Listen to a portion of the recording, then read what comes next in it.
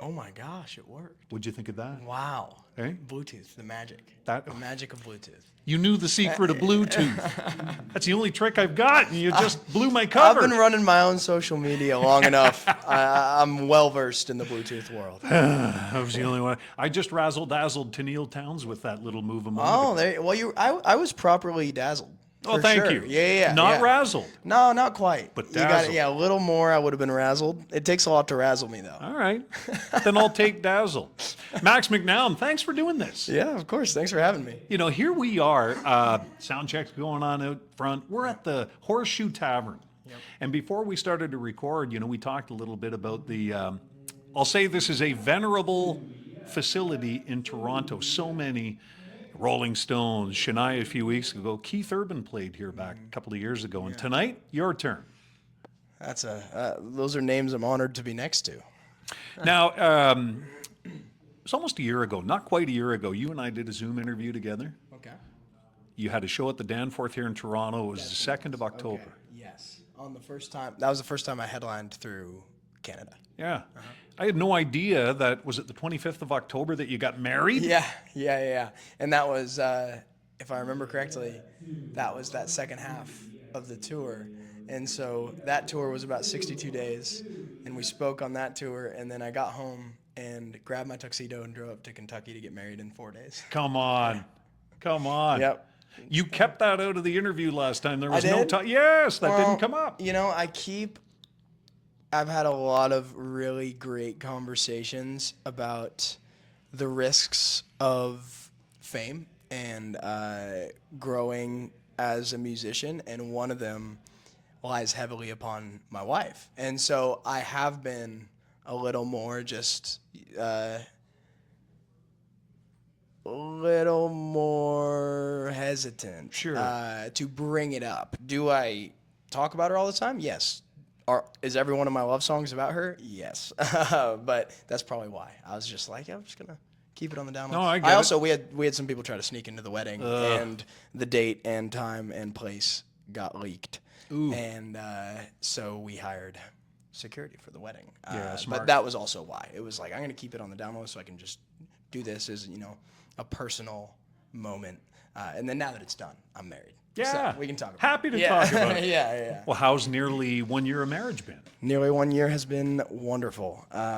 Just having, I always say the most important part that I've found in marriage is having a foundation that is immovable, that you can always come back to. I'll be out, on a stage, and I'll be performing, and whether I have a great show or feel like I had a pretty tough show, I come back and my wife and my dog are on the bus, and it is just it's okay. Now you're Max Everything is McNown okay. again. Yeah, exactly. It basically created this freedom to be as authentically myself as I can without worrying as much, knowing that if I make a mistake, if I do something stupid, right? Like, not too stupid, but if I do something stupid, I will come back to support. And that has changed the game for me. And I think that's a huge reason why the career has continued to go well.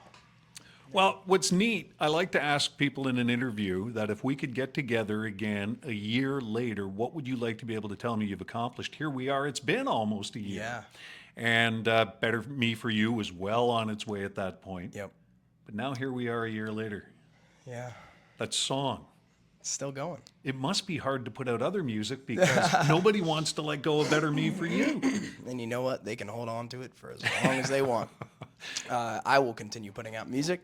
I do think that it brings pressure. That's very accurate. I think when a song hits, I felt the same thing with A Lot More Free. Mm-hmm. There's that pull to recreate whatever magic happened, and that's the opposite of what I believe you should do.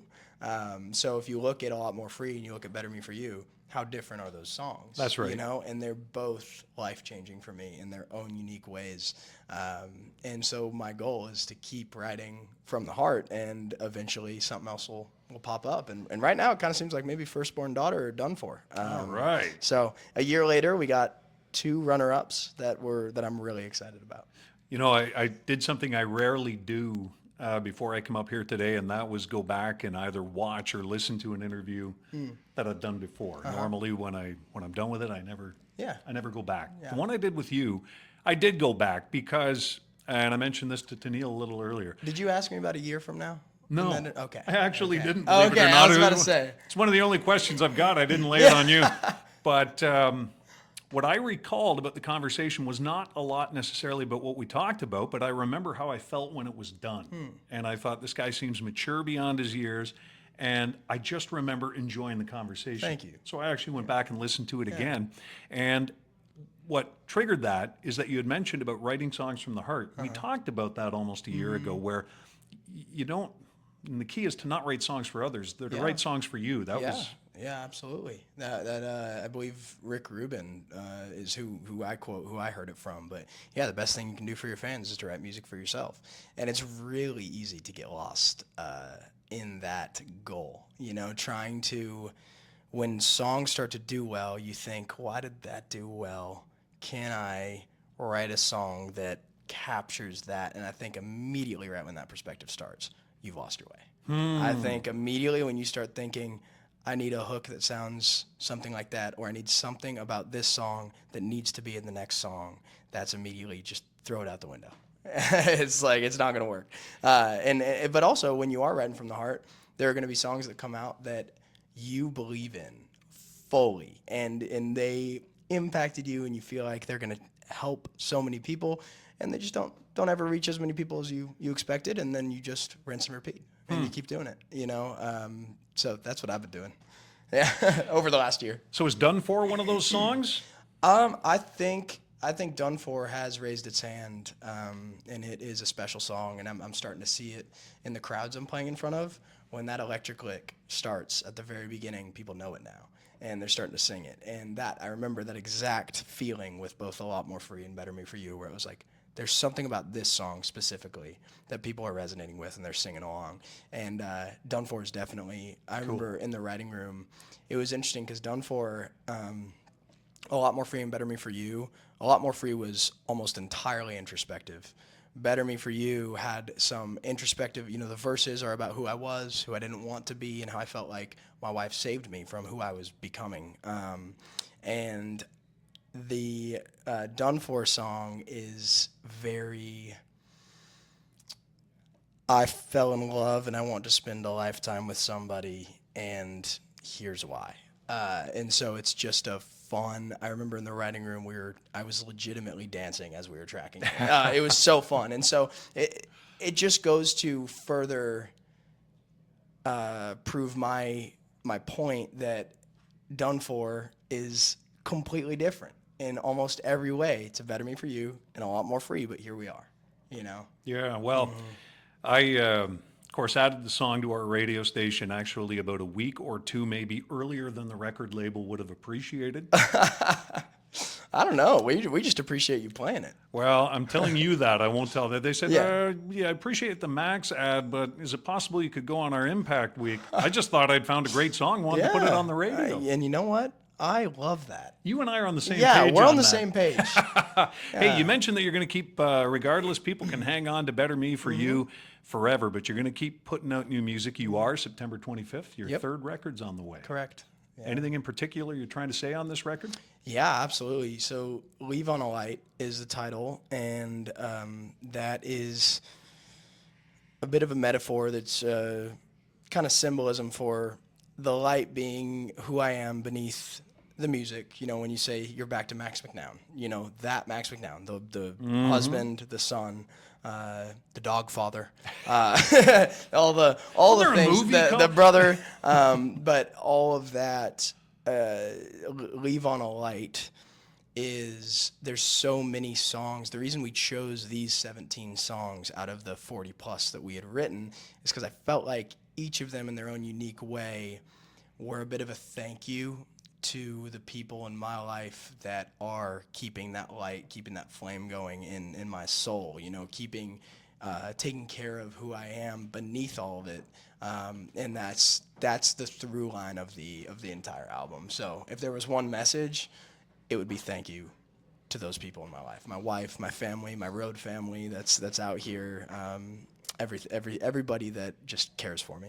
September 25th, that new record's going to be available anywhere you buy music. You know, the interview we had done almost a year ago, you know, we talked a lot about the first 3 years, I guess, of your career. It amazes me still, and people can go back and check out that interview, but just to praise you down, you picked up guitar at 21, learned it in a few months, busked in California, turned down a reality show because you and your uncle, I think it is, who's your manager, Yep. they bet on you rather than the system. And here we sit today. The maturity just amazes me. Thank you. What I can't figure, I played golf for 31 years. I still can't figure it out. And Well, golf. You had guitar golf in is a a few different months? animal, man. You ain't Golf. kidding. My dad took me golfing all the time, and what I realized is it's kind of off topic, but you mentioned golf. We're here now. What I realized is it was never about getting better because I sucked every time I played. What it was about was quality time with my father, and so that's for me. That's what golf is, and I could spend years, and I don't think I would get that much better. To be honest with you, so you don't need to feel bad about your golf game, is what I'm saying. This is a different world over here. All right. But actually, when you put it that way, and talk about kind of how it all happened, I don't often look back and recount everything. And there's so much now that I wouldn't be able to if I tried. And that's where I try to journal and write things down and try to dissect my mind and get my thoughts out. And most of all, you know, capture memories. That's what the journal's for. But yeah, it has all been unbelievably surreal, this whole experience. Right on. Well, the best is yet to come. I got two quick questions before I let you go. You mentioned the 40 songs that you had on your lap for the record that's coming out September 25th, Leave on a Light.